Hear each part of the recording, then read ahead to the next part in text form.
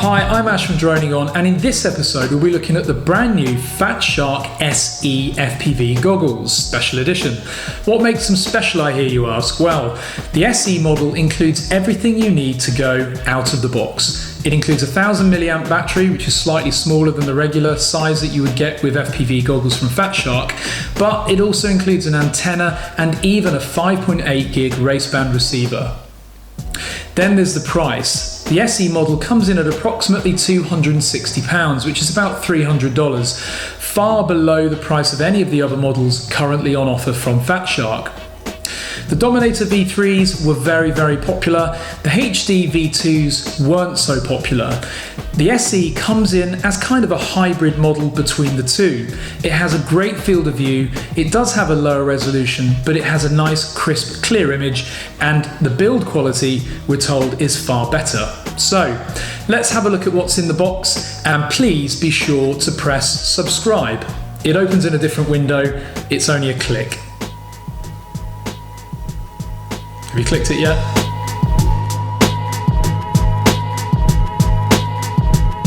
So here we have the Fat Shark Dominator SE FPV headset.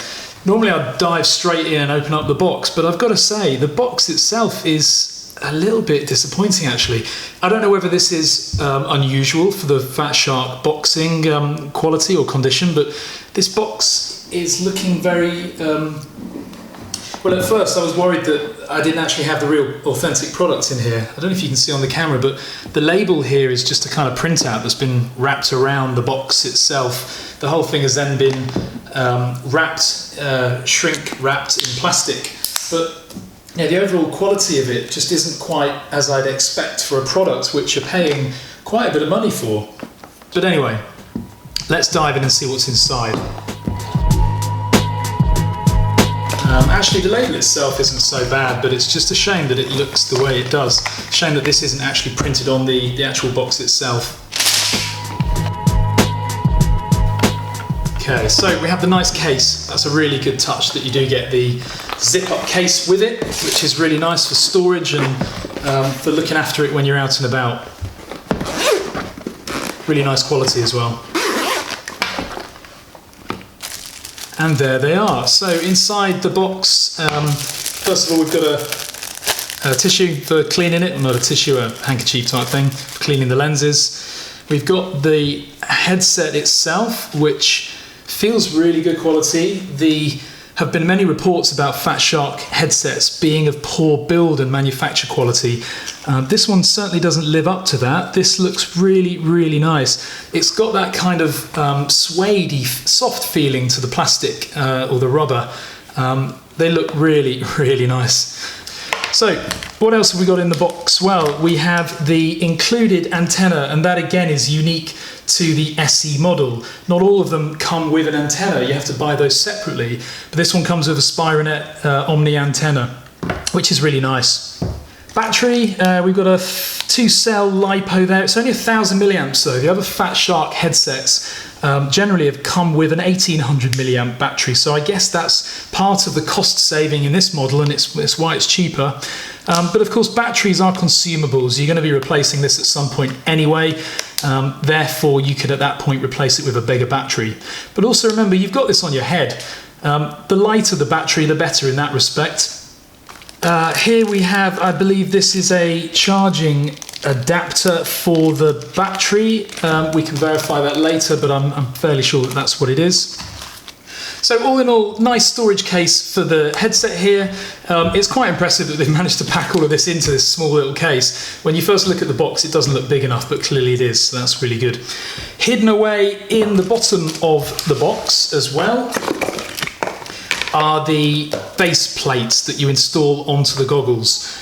We've got two here of slightly varying material. One's a harder material, one's very, very soft. Other elements, we've got a very brief short manual, and of course our Fat Shark stickers, which will be sticking on everything, so that's very cool. And very finally, we have the diopter lenses. So this is again for eye correction. And one final thing to note, just looking at the manual, mine states that it's revision B, the 25th of the 5th this year. That suggests that there is a first version of the SE model. If you have the Fat Shark SE, check what revision date and model you have and comment to let us know. That'd be very interesting. So that's the unboxing complete. Let's now have a look at the goggles themselves and get them powered up.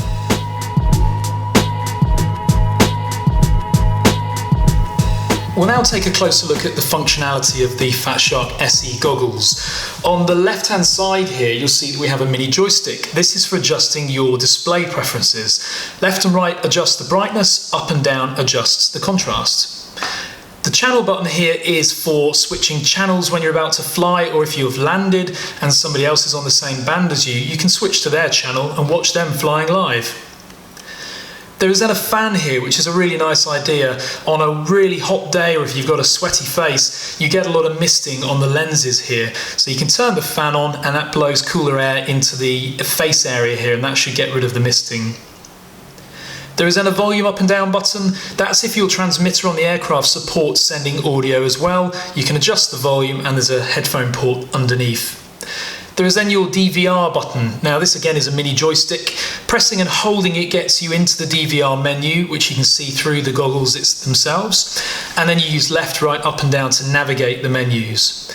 Pressing it stops and starts recording as well, and we'll talk more about that later. There is then a head tracker button. We don't have that fitted into these goggles, and it doesn't come with these or many of the other Fat Shark models. It's an optional extra. Looking at the front of the goggles, we've got the bay for the head tracking module here. As I said, that's an optional extra. There's nothing in there right now. On the far left hand side, there is a power port as well. This is where you connect your battery, and we'll show you that shortly. And on the right hand side is the receiver bay. Now, unlike many of the other Fat Shark models, the Dominator SEs actually come with a Next Wave 5.8 gig raceband receiver, which is really good. The advantage of this is that you're ready to go straight out of the box. You can also change the band so that rather than using raceband, it supports band A and also band E. This, however, is not a diversity receiver, so it only has a single antenna. You can, however, of course, take this module out, replace it with a diversity receiver, and the bay door here supports 2 antennas as well. Moving now to the underside of the Fat Shark SEs, on the right hand side we have a HDMI port, which this does not support HDMI, so that's just a blanking plate. There is no HDMI port actually behind it. There's then a headphone socket, as we said earlier, if your transmitter supports sending audio. There's now a little switch here called RX. Now this is quite an interesting one. It's got a position 0 or 1. Set to 1, your receiver within here will get power. Set to 0, it turns the receiver off. So if you're simply turning on your goggles to watch your DVR videos that you've recorded before, you can turn the RX off and save power. In addition, the DVR overlay that you see through the lenses does not work properly when that's set to 1. So simply slide it to 0 for the DVR display to work properly. We then have IPD adjustments. Not everyone's eyes are the same. This is basically to move the lenses inside left and right, so you can adjust them depending on your specific vision. That's really good and helps to avoid blurry edges. Then on the left-hand side is what looks like an S-video port, but it's the same type of connector. This is actually used by the head tracking system. So a cable goes from here to your transmitter, I believe. And but as I say, we don't use that with this. It doesn't come with it, so that's an optional extra. Powering up the Fat Shark SEs is very easy. It comes with a battery, which is a 1000 milliamp 2-cell. However, I did find online a 2-cell 1300 milliamp battery, which only costs £10, which is about $15. So spare batteries are very cheap for these, and I'd recommend getting a few. So we simply connect the connector into the port on the side here, and that's it. There is no power button, there's no on or off. They are now powered up and live. Something, however, to note, I thought at first that I had a faulty fan because the fan didn't work. But there is a plug here which does actually say read the manual before use. That must be plugged into here, which then feeds power to your fan. To then activate the fan, you simply press the button on the top here. and the fan is now running. The fan will now run for between 8 to 10 minutes automatically. It will turn off by itself. The button does not turn the fan off, so don't worry, you haven't got a faulty fan if you were thinking the same as me. The Fat Shark SEs do include an integrated DVR recorder, and unlike previous versions, if you lose your battery power during recording, it won't lose the video. The DVR automatically terminates the file properly. The SD card port isn't located in the most convenient location. It's on the face side and it's quite deep into the design here. Getting the SD card in is actually a bit of a pain. Trying to click it in properly is awkward. Getting it out is even harder. So it's a shame that the card port's not instead located on the outside of the design. One thing I noticed is that when you apply power to the Fat Shark SEs, the LED illuminates briefly and then it goes out.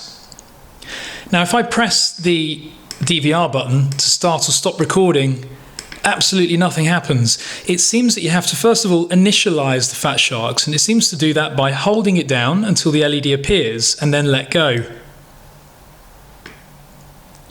The LED now stays permanently illuminated, and we can press it once to start recording and press it again to stop. And recording works absolutely fine now. We can start it and stop it as much as we want. But you can't do any of that until you've done the initial holding down. So I would recommend that before flying, obviously before taking off, you press and hold it just to make sure that your DVR is indeed ready and primed for recording.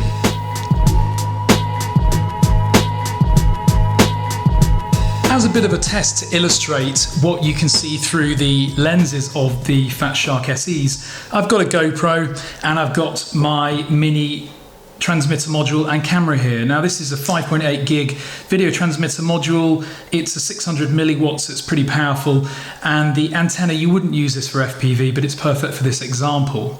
So I'm going to put the GoPro up to the eye of the Fat Shark, one of the lenses, to show you what you can see. You can now see through the camera. So if I move this camera around, and what I'll actually do as well is start the DVR recording. There we go. And I can now move the camera around so that you can see. Let's see a bit outside. This isn't a very expensive camera unit. This whole set, in fact, was only £30, which is about $50, so very, very budget, but it does the job nicely. And this entire little setup you could put straight onto a plane or a radio-controlled helicopter, and away you go. You don't need to use a racing quad. So now we'll have a look at the DVR menu. So if I press and hold this, it takes me to the DVR menu. I'll first of all stop recording, and now press and hold, and you'll see that there is a bit of a problem. There's a lot of corruption there. So for some reason, when the transmitter is transmitting to the receiver and the receiver power is turned on, the DVR menu doesn't appear correctly within the Fat Shark goggles. The way to fix that is to rotate the goggles, turn the switch off, so that turns off power to the receiver, and as you can now see, the menu looks perfect, and we can page through that using the mini joystick on top. To exit the menu, just press left. And we then of course need to turn on power again to the receiver, and we're back to our live feed.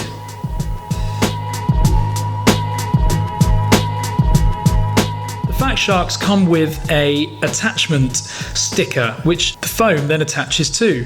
This is not the easiest of things to apply, and so take your time when sticking it, because if you stick it incorrectly, it's going to be a bit of a pain to move. So unpeel it from the sticky back, and then very carefully position it in place, like so, and then gently unstick more and more. Don't be tempted to unstick and unpeel the whole thing in one go, because that's going to end in disaster. And there we go. So now the foam inserts will very easily stick onto that, as so. And it's a little bit like a Velcro effect, so you just peel these off like that and they'll be easily replaceable. And remember, you also get a spare foam with the headset anyway. So with the foam faceplate fitted, it's now time to try these on.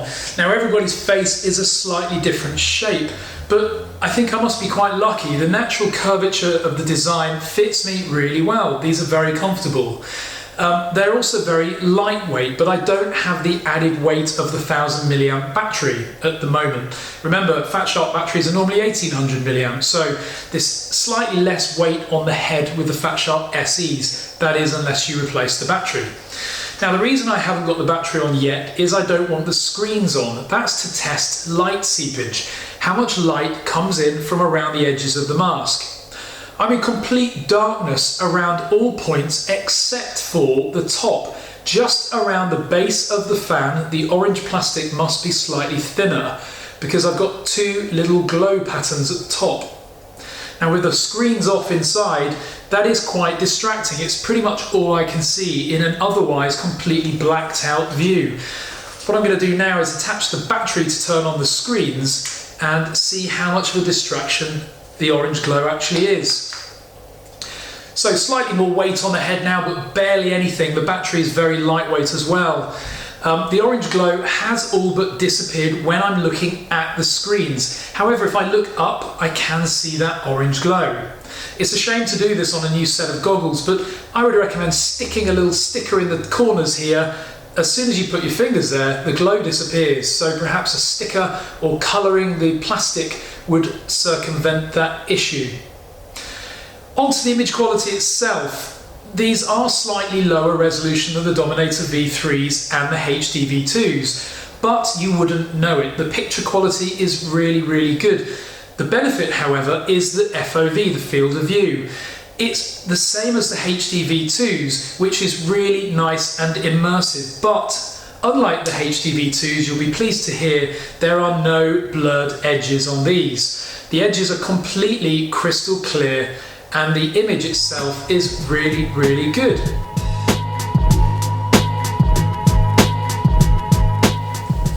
So the Fat Shark SEs are retailing at approximately £260, which is about $330, I think.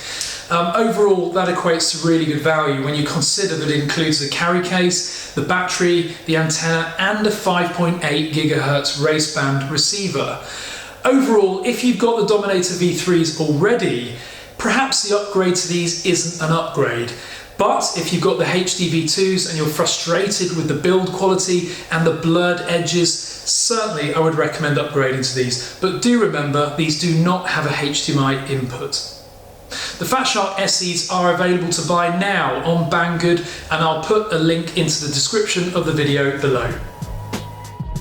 So that's the Fat Shark SE goggles unbox. We hope that you enjoyed the review. Please be sure to subscribe by clicking the button above. We'll be testing these goggles over the coming months with our new Walkera F210 3D and other aircraft. So lots more videos to come. Thank you very much for watching. See you on the next video.